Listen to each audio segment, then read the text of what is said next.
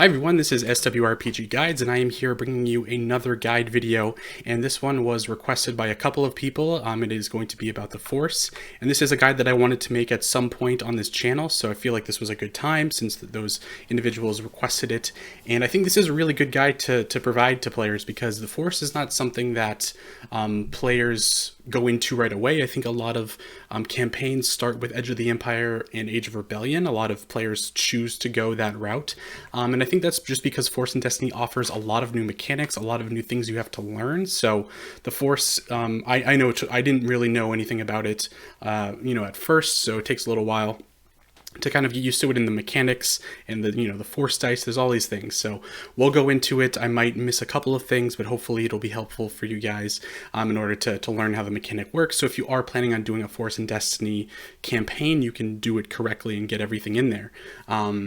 So we'll get started. I do have kind of my 7 items that I want to go over. So we'll start off with character creation and how it's going to work within the Force and Destiny system. So if you are choosing a career and specialization in the Force and Destiny book, you will always start with a Force rating of 1, and we'll go into Force ratings when we go into Force powers in a little bit, but you can use specializations in Force and Destiny and not be Force sensitive. So the only drawback is you cannot use talents that are Force talents, and these are certain talents within the Force and Destiny trees that are specific to the Force.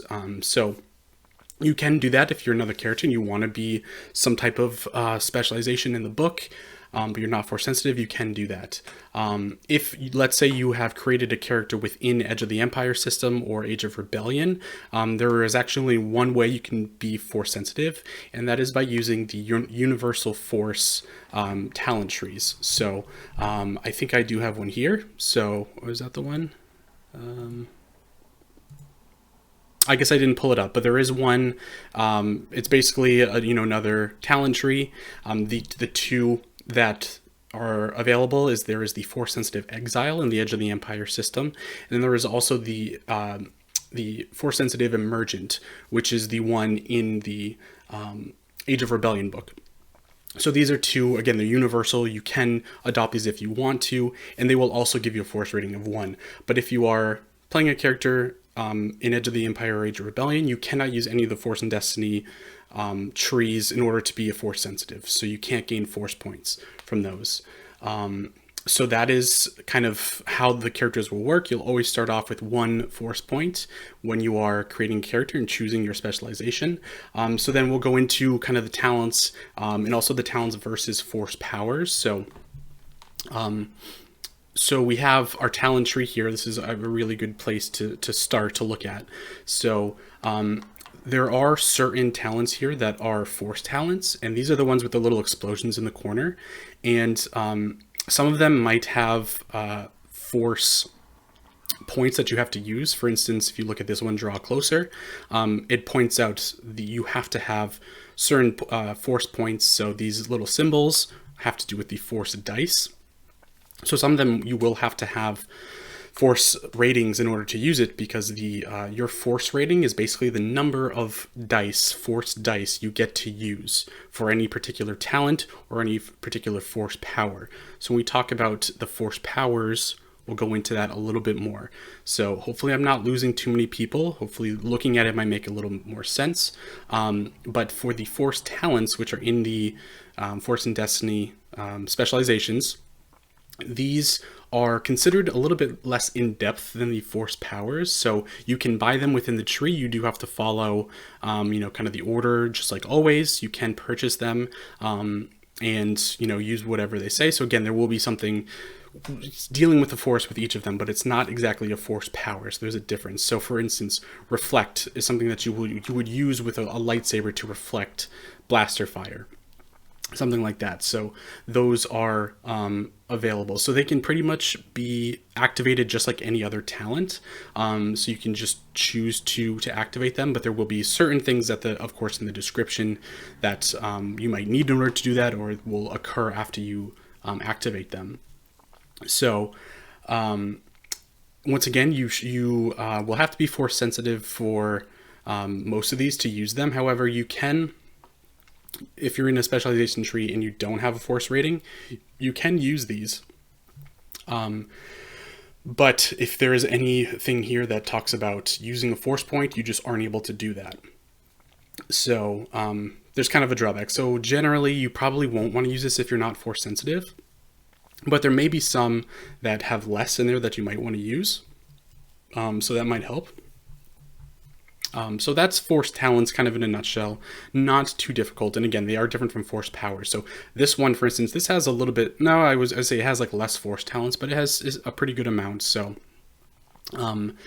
yeah, so you really want to be force sensitive when you use these. And another good thing to point out, and this was actually a big question that I had early on, is how do you go from a force rating of 1 to 2? How do you add force ratings? And the answer is you pretty much have to go through an entire tree and get to the talent that allows that. So if you go through this arbiter tree and you start here and you go all the way down, well, you go here and then you go down here all the way up and then take a left, you would get there in like, what, 7 or 8 talents. So it would take a while, and you can also see the XP costs, in the corner here. So it's a lot of XP in order to do this, but you can eventually get to this one and add a force rating. So that means if you add 1 force rating with this talent, you will now have a force rating of 2, which will give you 2 dice to when either you're using a talent or a force power. That's the talent tree within the Force and Destiny system. And now we'll move on to the force powers, which are very different. And these are separate. So these are not considered specialization trees. They're not connected to any career. These are just trees that you can decide to use, and you can kind of spend in whatever, you can use XP in whatever way you would like to. So let's go take a look at some of the trees. Now, again, these might look different within the book. These are just kind of examples, but there will be many different force trees within the Force and Destiny book, and I believe there are a couple within Edge of the Empire and Age of Rebellion too, and those go along with the universal force sensitive characters. So as you can see, there is a similar setup. The way these basically work is there is a base power that you can use for the force, and then after that there will be different upgrades, and we'll kind of go into that in a little bit. So again, these are separate from the talents, and but you do buy these with experience, and the cost is going to be listed here. So it's the same, you're still using experience in order to buy it. And as I said, there's the base ability at the top, and then there's the upgrades. So let's go. I mean, there are many different ones. I could do a video just going through all of these, or doing one video for one of them even. There's a lot that could go into it. Let's go just to 4C, which I think is, a fairly good one to use.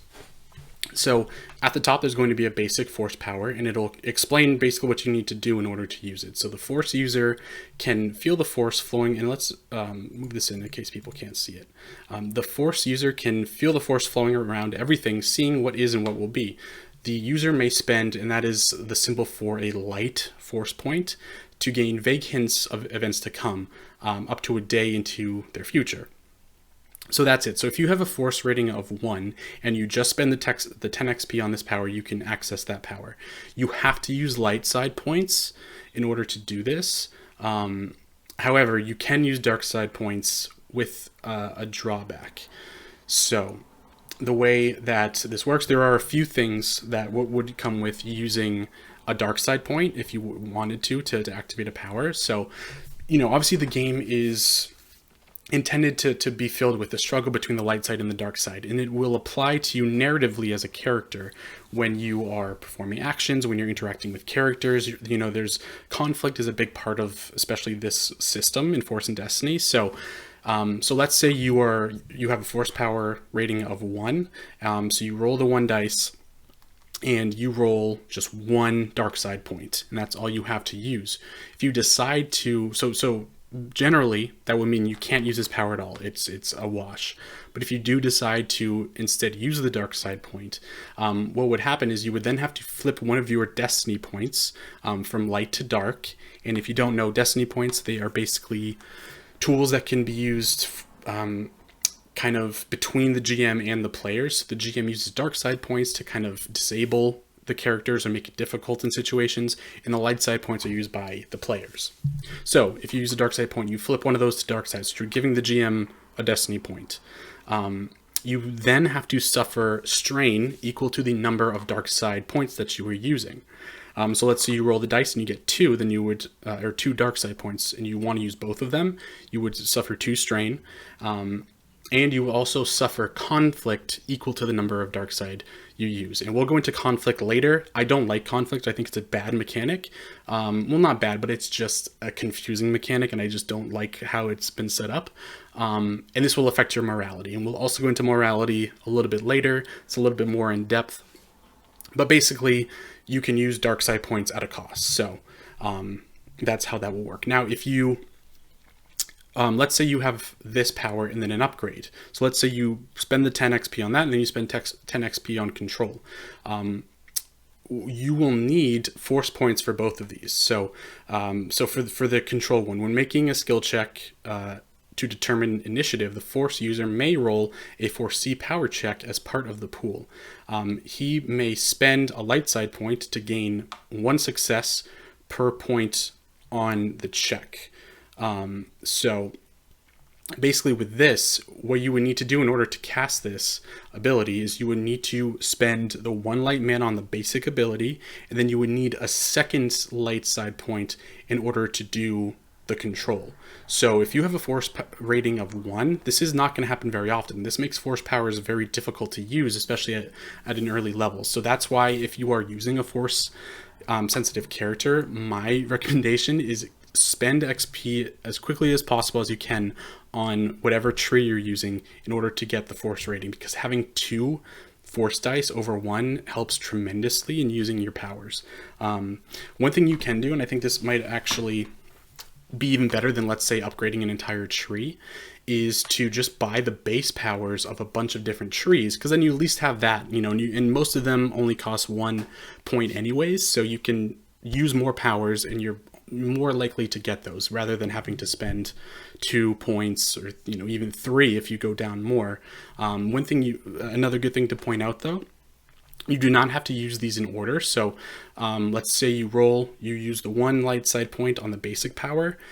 You can use another light side point just on the magnitude, or you can even skip to just the duration. As long as you have this power, you've spent XP on it through the tree, you can use that. So you don't have to do the base power, then do whatever this one is, and then move down. That's not how it works. You can just kind of choose whatever in the situation makes the most sense. If you want to do this power for something that's farther away, maybe there's more events or targets you want to affect by it, you can increase the magnitude. The control will again make it a more controlled power, and then there's also mastery, which is another option on here. So those are the force powers kind of in a general way, and I'm trying to think if there's anything else I wanted to put there. So yeah, that again, the main thing here is if you want to use the dark side points, you can, but generally you're going to want to use light side points. And we will go into, with morality, we'll go into, if let's say your morality goes to the dark side and you become a dark side character, you will use dark side points as your base instead of light side points. So that's the tree for force powers. Again, there are a bunch of them. Some of them are really cool. Some of them I think kind of stink, to be honest with you. I think it depends on what you want to do. I think move is probably one of the coolest and more popular ones. So I think move is a really fun one to do, but it really depends on what your character is good at and what you're building towards. So yeah, so hopefully that makes sense if you guys have any questions about it. And I should also point out here, if you look at this tree, and this makes sense because it is kind of a dark side type of mechanic. So this is manipulate, which again is a little bit more evil. It's a little bit more sinister. So because of that, you can see these symbols will change to a light or a dark side. So so if you are rolling and it doesn't matter what you roll, you can use either one in order to use it. And those downsides should not affect it. If they do, I wouldn't see why it would even be there. So I'm almost positive you will not have a drawback for using a dark side point for this. So that's actually kind of nice. It gives a lot of extra variability for it. anyways, let's go back to morality. And we're probably just going to stay on this page for most of the rest of the video. So because, the Force is a ubiquitous factor within Star Wars, it is, very important to the story, and especially in the Force and Destiny system. It has a huge effect on the narrative and kind of how things work. So again, there is, the light side and the dark side. It's important to have characters narratively face challenges that will affect their morality. So if you do something negative as a character in this system, it may bring your morality down. If you do, and pull you closer to the dark side. If you do something positive, that might bring your morality up and put you more towards the light side. So morality is a numbered value, which every Force and Destiny character will start with. So the base number is 50 when you start out. So you can just start out with that, and that's kind of right in the middle. So it is between 0 and 100. I think you could also go over 100 possibly, but players can modify this number, and this is kind of where this mechanic becomes close to obligation. So basically, if you're using obligation Edge of the Empire, you're gaining extra obligation in order to get credits or XP. You can do the same with morality. So you can, let's say you want to go towards a more dark side character, you can reduce your threshold because the less morality you have, the more closer you are to the dark side. You can reduce that in order to get extra credits or extra XP. So you can, if you do adjust your morality, you can gain either 2,500 starting credits, or you can get plus 10 XP, or you can get plus 5 XP and 1,000 credits. I think that third one's pretty great. But 25,000 starting credits is also pretty great as well. So you can do it that way, but you can also go the opposite way and do extra to go towards the light side if your character wants to do that. So it'll have effects in various ways. So when you create your character, part of the character creation process is that you will have a emotional strength and an emotional weakness. And I think actually what I should probably do is, and I'm gonna have people look at my Discord channel here, we're gonna go into the Force and Destiny character creation and see if we can get the page for the morality, just so you guys can see. It's a little bit easier that way. And this is a link I can put in the description. So I think we're close actually. Possibly. No, we're in, I think, too far. There we go. So this is the morality chart. So when you create your character, you can either roll a D100 and it'll just kind of assign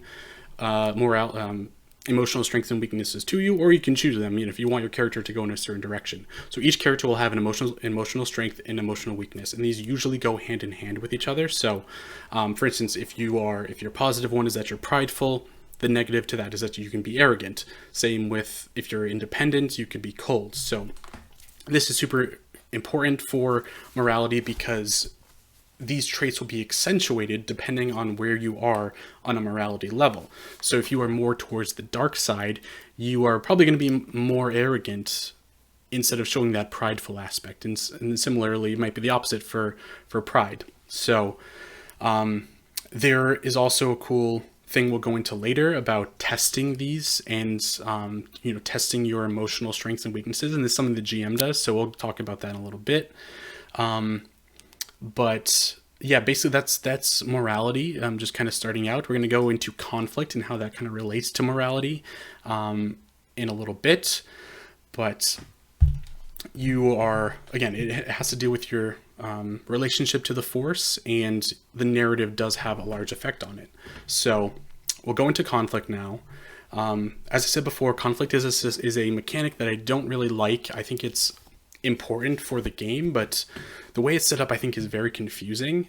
So we'll go into it. So conflict can also be compared to obligation.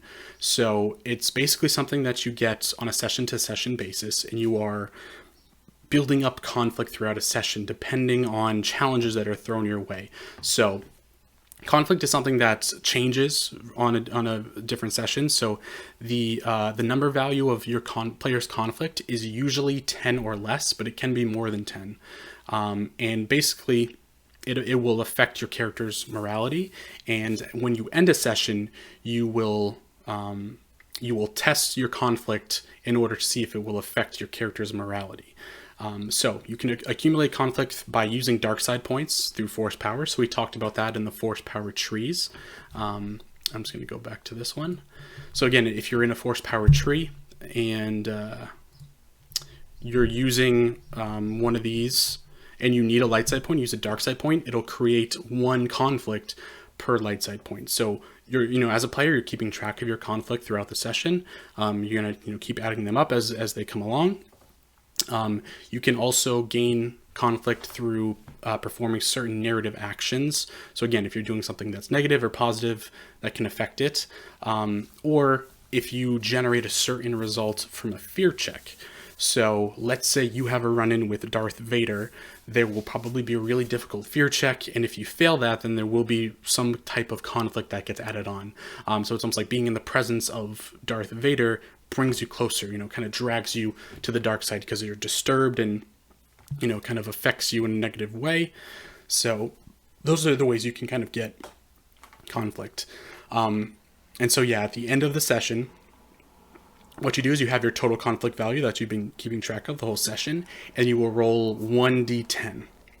And this is where it gets a little confusing because everything switches depending on what you roll. So if you roll and the number on the dice is below the total conflict you had for the session, that will basically have a negative effect. So you want it to be over. So just a way to think of it, if you don't want to deal with much conflict during a session. So let's say you only get 2 conflict. Rolling above that means you're good. But if you have high conflict, rolling above that's going to be really difficult. So again, you want low conflict, unless you're trying to go to the dark side, which then maybe you want high conflict in there. But going back to it, so you roll the dice, and if it's below the conflict number, basically what you do is you subtract that roll number from your conflict. So let's say you go into the end of the session, you have 6 total conflict that you've accrued. You roll a d10 and you get a 4. You then subtract the 4 from the 6 and you will have 2, and that's the number that will go in towards your morality. So let's say your morality starts at a 50, you would now be at a 48 after this session because you lost 2 morality due to conflict.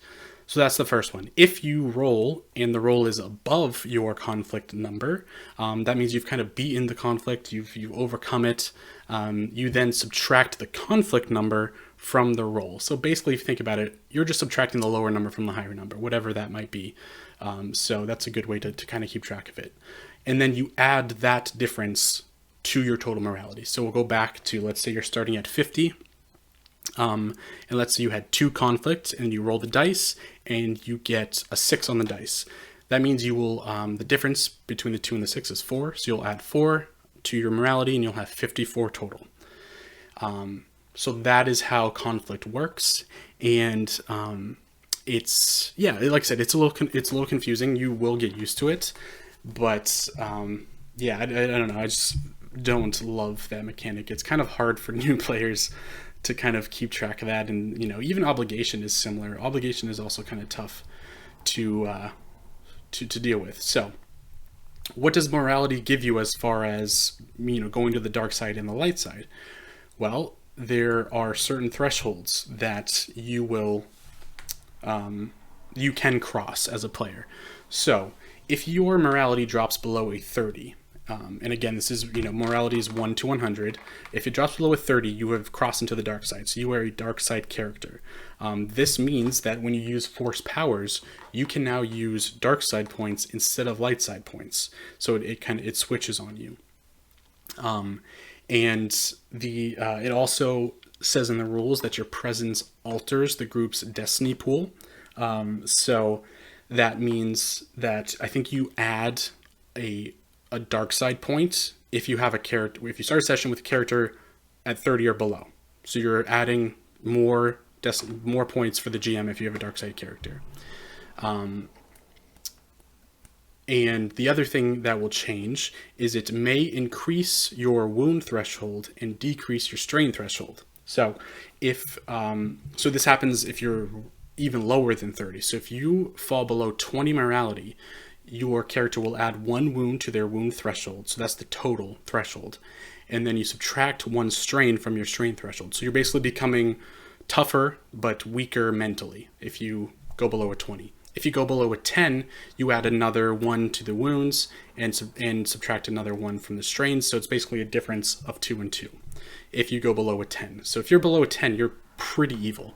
And this is a rule that you can choose to follow or not follow. I actually don't like this rule too much, but it says in the book, once a player crosses 30 morality, they are just a dark side user, and if they must remain a dark side user even if they go back over 30. So you can change that. I think if you are able to go, let's say you didn't want to go under 30 and you are forced that way, I think it might be fun to work your way back up. And I think the way you could play it as a character is that you are a dark side character, but you have positive tendencies that you're kind of leaning towards, but you're always just going to be conflicted because you have that dark side within you. So that's the threshold for the dark side. On the other side, for the light side, if a player goes over 70 morality, that means that they are a light side paragon. So you are basically, you've fallen into the light side, you're a good guy, and the same rules apply, except for the wounds. So if you go over 80, you will gain 1 strain.